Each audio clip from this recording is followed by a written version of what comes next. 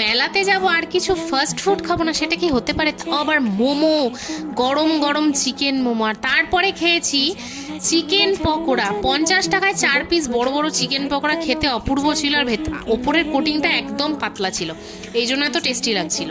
আর normal ডেতে যেহেতু ফুচকা খাওয়াই হয় মাঝে মাঝে, সেই জন্য সেদিন আমি ফুচকাটা স্কিপ করে গেছি। আর তারপরেই দেখো গরম গরম বাদাম ভাজা হচ্ছে, আর এই পান দেখলে আমার ভয়ঙ্কর একটা ঘটনার কথা মনে পড়ে। আমি তোমাদের আরেকদিন আরেকটা ব্লগে বলবো পান নিয়ে ঐতিহাসিক ঘটনাটা।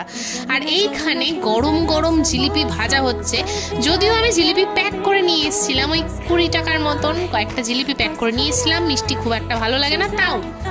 আর এখানে বিক্রি হচ্ছিল কুলফি মালাই, আর খেতে খুবই টেস্টি, বাকিরা যা বলছিল। আর এখানে আমি দিদিকে মাথায় একটা এঞ্জেলের ওই হেয়ার ব্যান্ড পরিয়ে দিয়েছিলাম, কি কিউট লাগছে দেখো। লাস্টে আমরা দুজন মেলা ফেলা ঘুরে তারপরে কাকার ভয়ঙ্কর নাচ দেখে বাড়িতেও ফিরে এলাম।